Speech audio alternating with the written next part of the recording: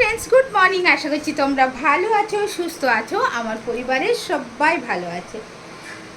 আজকেও সমস্ত কিছু হয়ে গেছে। হয়ে যাওয়ার পর কে ভালো আছে? ব্রেকফাস্ট নিয়ে বসেছি।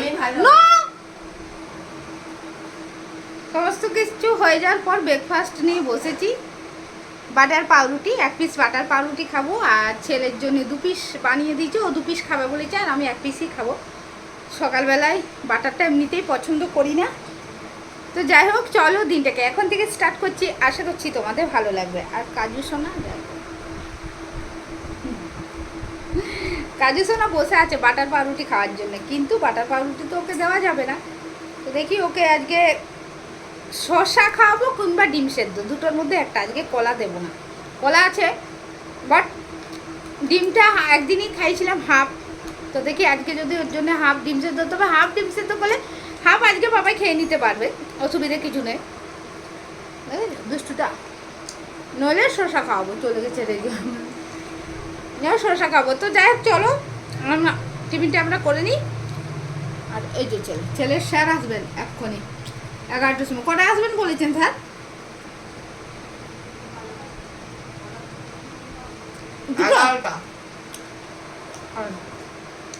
আজকে তাড়াতাড়ি ঘুম থেকে উঠেছি। 11টার সময় উঠেছে, তাড়াতাড়ি। এটা তাড়াতাড়ি 11টা বাজে হাসতে, মানে 10:30টার পর ঘুম থেকে উঠেছে, 11:45 নাগাদ ঘুম থেকে উঠেছে।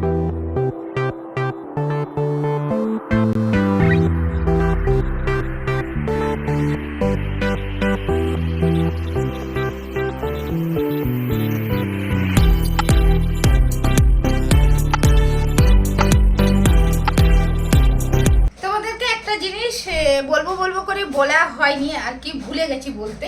আর বিছানাটা আমার ঝাড়া হয়ে গেছে। কালকে রাত্রিবেলা বিছানার চাদর, বালিশের ওয়ার সমস্ত কিছু তুলে নিয়েছিলাম। তুলে নেওয়ার পরে আর কি ভিজিয়েও রেখেছিলাম, সকালে কেচে মেলে দিয়েছি, যেহেতু চান হয়ে গেছে। মানে এগুলো কেচে মেলা হয়ে গেছে। দেখো কাজু এখানে আছে, ওকে নিতে এসছে। তো যাই হোক, একটা জিনিস দেখাই তোমাদের, এই ঝাঁটাটার কথা। এটা হচ্ছে এটা হচ্ছে খেজুরের পাতা, দেখতে পেয়েছো? এই খেজুরের পাতা দিয়ে খেজুরের পাতা দিয়ে এটা তৈরি। এটা আমি বাঁকুড়া থেকে কিনে নিয়ে এসেছিলাম।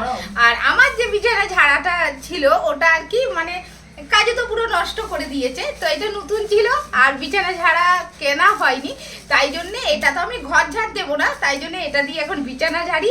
আর এইরকম দুটো এনেছিলাম, তো একটা বৌদিকে দিয়েছি আর একটা আমি রেখেছি। এই যে এটা আমাদের এইখানে কিন্তু শ্রীরামপুরে এই জিনিসটা পাওয়া যায়নি, তাই জন্য তোমাদের দেখালাম যে এটা হচ্ছে খেজুরের পাতা দিয়ে এই ঝাঁটাটা তৈরি।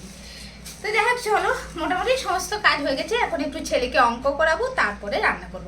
মানে স্যার যতক্ষণ না আসবে ততক্ষণ আমি আর কি ওর কাছে একটু অঙ্ক করাবো, তারপরে স্যার এলে উঠে গিয়ে রান্না করবো। পাপায়ের স্যার চলে এসছেন, আর অনেকক্ষণ বসেছিলাম। বসে থাকার পর এখন এলাম রান্না করতে। তো ভাতটা বসিয়ে দিই, প্রায় 11:30 বেজে গেছে। আর বসে থাকলে কি হয় বলো তো, কাজ করতে ইচ্ছে করে না। তো বাটার পাউরুটি করেছিলাম, আর ওখানে গ্যাসের উপর কিছু চিনি পড়েছিল, সেই চিনিগুলোকে একটু পরিষ্কার করে নিচ্ছি। আর আমার পায়ের তলায় কিন্তু কাজু চলে এসছে। ওই দেখো, আমি মানে গ্যাসের কাছে যখন রান্না করি ঠিক ওইখানটায় বসে থাকে। আর ওখানটায় বসে থাকলে একটু ভয়ই লাগে, কোনো কারণবশত কোনো কিছু যদি পড়ে যায় তাহলে ওর গায়ে পড়ে যাবে, পুড়ে যাবে, সেই জন্য একটু ভয় পাই।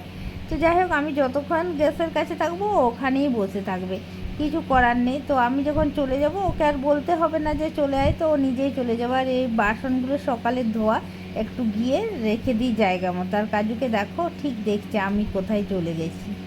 রান্নাবান্না সমস্ত কিছু হলো, আর পাপায়ের স্যার এসেছিলেন, পাপায়ের স্যারও চলে গেছেন। আর এখন ওই যে দুজনে এখন খেলা হচ্ছে।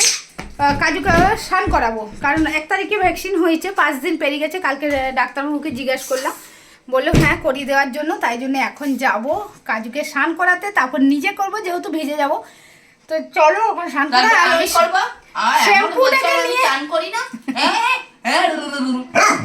এই দেখি মা কেমনি করার ভালো, দেখো শ্যাম্পুটা নেবে, ওই শ্যাম্পু দিয়ে স্নান করাবো।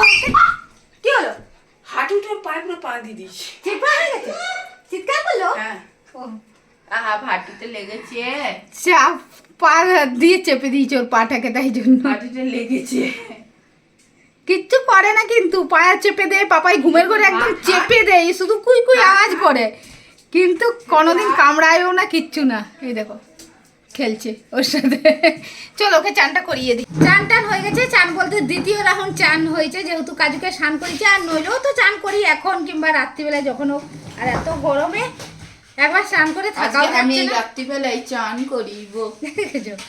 তো চান টান করে এই হালকা ফুলকা গেঞ্জিটা পরে নিলাম। তো যাই হোক, রান্না সেরকম কিছু করিনি, যা ফ্রিজে ছিল সেগুলোকে শেষ করছি আর কি। আর শুধু একটা মাত্রই রান্না করেছি, এটাও ডাল, আগের দিনের ডাল। এই যে বড়ার তরকারিটা শুধুমাত্র করলাম, এটাই করলাম। একটুখানি পোস্ত আছে, একটুখানি টকের ডাল আছে, সব অল্প অল্প আছে। এই যে টকের ডাল আছে। কি নিয়ে গেছে কাজু ওখানে? একটা প্লেট। একটা প্লেট নিয়ে গেছে। এখানে অল্প পোস্ত আছে, ব্যাস এই আজকে মেনু।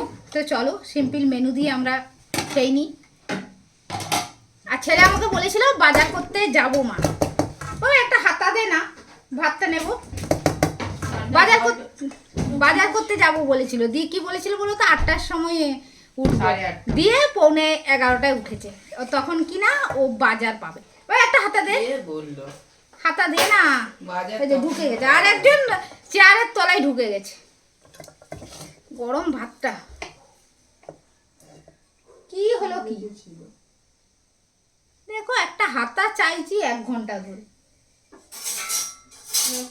চক করে লাগলো। কিচ্ছু হয়নি। দেখ